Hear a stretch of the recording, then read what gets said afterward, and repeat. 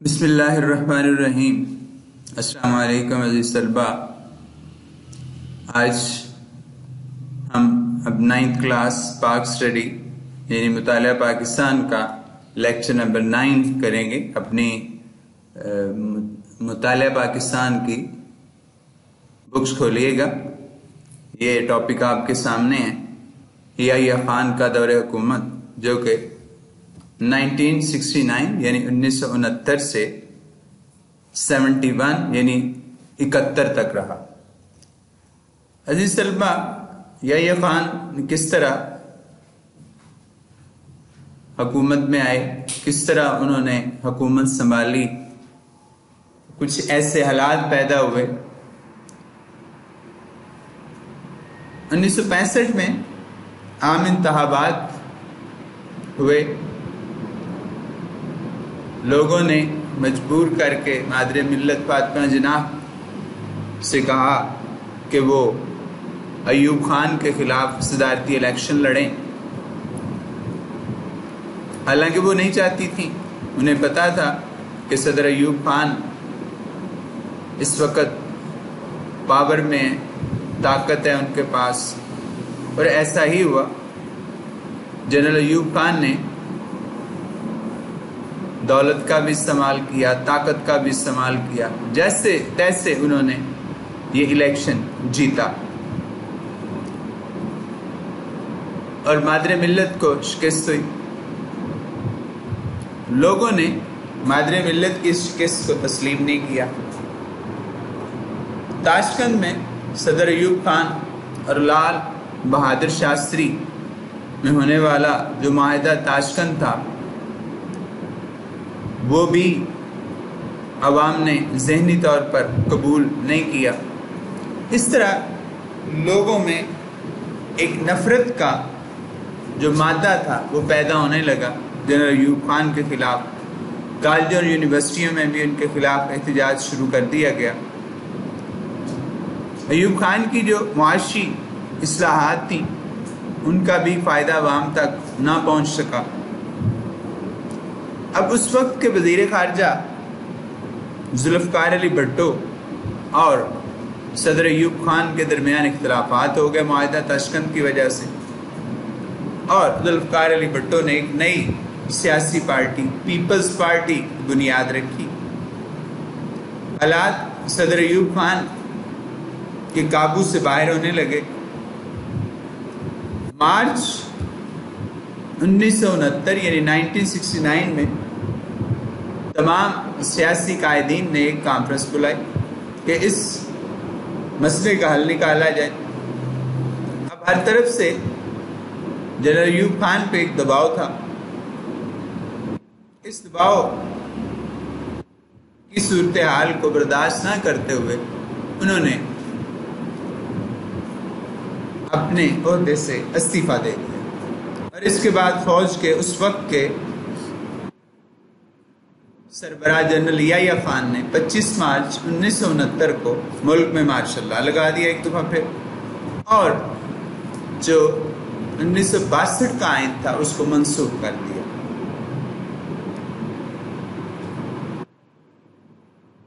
ملک کی باغ ڈور سیاسی قائدین کے حوالے کرنے کے لیے ملک میں 5 اکتوبر 1970 کو عام انتخابات کا اعلان کیا گیا،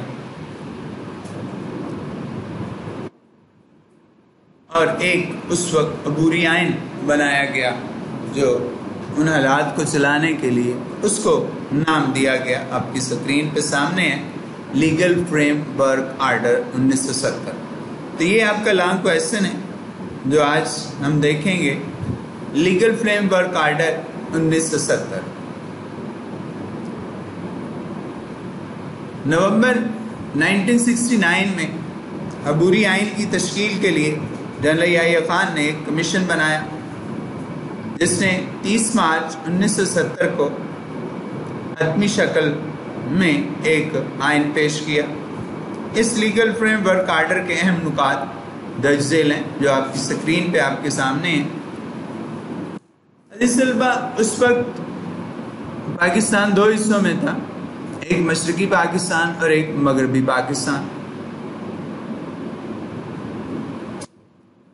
اب کیا کیا گیا کہ مغربی پاکستان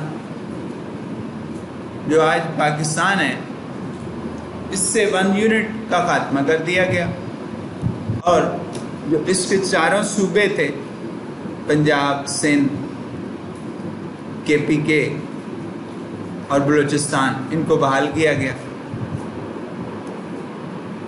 عوام کے لیے رائے دہی یعنی براہ راست ووٹ ڈالنے کا جو قانون ایوب خان نے ختم کر دیا تھا کہ وہ 80,000 نمائندے منتخب کریں گے، اور وہی 40,000 مشرقی پاکستان اور 40,000 مغربی پاکستان سے منتخب کریں گے وزیر اعظم کو یا صدر کو، وہ سلسلہ ختم کر کے براہ راست عوام کو یہ حق دیا گیا کہ وہ وزیر اعظم کے چناؤ میں جو ہے وہ ڈائریکٹ حصہ ڈالیں، اور اس کے لیے عمر جو ہے وہ 21 سال رکھی گئی۔ صوبوں کے درمیان جو نیشنل اسمبلی یعنی قومی اسمبلی کی سیٹوں کی برابر جو تقسیم تھی اس کو ختم کر دیا گیا، اور آبادی کے لحاظ سے جو ہے وہ نشستیں دی گئی۔ قومی اسمبلی کی کل 313 نشستیں کر دی گئی، جن میں سے 13 جو سیٹس تھیں وہ وومن یعنی خواتین کے لیے مخصوص کر دی گئی، اور عام نشستوں پر بھی ان کو الیکشن لڑنے کا حق دیا گیا۔ انتخاب جو شخص لڑنا چاہتا تھا اس کے لیے ضروری تھا کہ اس کی عمر جو ہے وہ 25 سال ہو۔ اگر نئی قومی اسمبلی جو ہے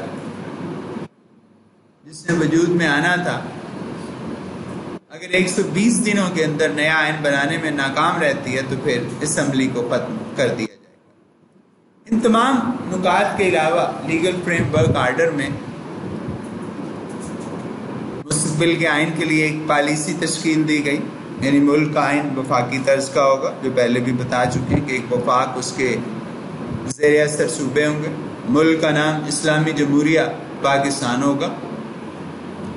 آئین میں اسلامی نظریات اور جمہوری جو اقدار ہیں ان کو مد نظر رکھا جائے گا۔ شہریوں کو ان کے بنیادی حقوق دیے جائیں گے۔ عدلیہ کو انتظامیہ سے آزاد رکھا جائے گا۔ صوبے خود مختار ہوں گے اپنے فیصلوں میں۔ صدر کے پاس اختیار ہوگا کہ آئین کو اس وقت تک منظور نہ کرے جب تک جو اوپر نکات بیان ہوئے ہیں وہ آئین کا حصہ نہ ہوں، یعنی اسلامی نظریات، جمہوری اقدار، آئین کا وفاقی ہونا، یہ ساری چیزیں۔ اور صدر کے پاس آئین جو ہے اس کو چینج کرنے کا جو ہے اختیار بھی تھا، اور اگر کوئی صدر کی بات نہیں سن رہا تو صدر اس کو چیلنج کر سکتا تھا عدالت۔ عزیز طلبہ، یہ آپ کا ایک لانگ کویسچن جو ایکسرسائز میں موجود ہے وہ آج ہم نے کیا، وہ ہے لیگل فریم ورک آرڈر کے جو اہم نکات ہیں، یہ آپ تیار کریں گے۔ اس کے بعد دیکھیے گا آگے ہے 1970 کے عام انتخابات۔ لیگل فریم ورک آرڈر کے تحت قومی اسمبلی اور صوبائی اسمبلیوں کے عام انتخابات ہوئے۔ پہلی دفعہ بالغ رائے دہی کی بنیاد پر پاکستان میں انتخابات ہوئے۔ عوام نے بڑے جوش و خروش میں حصہ لیا، تمام سیاسی جماعتوں نے بھی بڑھ چڑھ کر حصہ لیا۔ 2 بڑی سیاسی جماعتیں تھیں، ایک عوامی لیگ جس کا اثر موجودہ بنگلہ دیش اس وقت کے مشرقی پاکستان میں تھا، اور پاکستان پیپلز پارٹی۔ ان کے اثرات بہت زیادہ تھے، یہ بہت مقبول ہوئی پارٹی ہیں۔ پیپلز پارٹی نے ایک نیا نعرہ دیا جس کو غریب عوام نے بہت پسند کیا، وہ نعرہ تھا روٹی، کپڑا اور مکان۔ یہ غریب عوام کو بڑا نعرہ پایا، اور انہوں نے بھرپور انداز میں مشرقی پاکستان کی بجائے مغربی پاکستان میں، موجودہ پاکستان میں پیپلز پارٹی کو بھرپور اکثریت۔ انتخابات ہوئے، عوامی لیگ جو ہے واحد اکثریتی جماعت کے طور پر سامنے آئی۔ انہوں نے قومی اسمبلی کی جو مشرقی اور مغربی پاکستان میں 300 جنرل نشستیں تھیں، ان میں سے 167 سیٹس حاصل کی۔ پاکستان پیپلز پارٹی کو مشرقی پاکستان میں تو کوئی سیٹ نہ ملی، لیکن مغربی پاکستان میں وہ 81 سیٹس حاصل کرنے میں کامیاب ہوئی۔ باقی جو جماعتیں تھیں وہ قومی اسمبلی میں 37 یعنی 37 نشستیں لینے میں کامیاب ہوئی۔ اس طرح صوبائی اسمبلی کے نتائج بھی مختلف نہیں تھے۔ عوامی لیگ نے مشرقی پاکستان کی جو 300 جنرل نشستیں تھیں، ان میں سے 288 نشستیں حاصل کی، اور پاکستان پیپل پارٹی نے پنجاب اور سندھ میں اکثریت حاصل کی، جبکہ نیشنل عوامی پارٹی اور جمعیت علماء اسلام کو صوبہ سرحد یعنی موجودہ KPK اور بلوچستان میں اکثریت ملی۔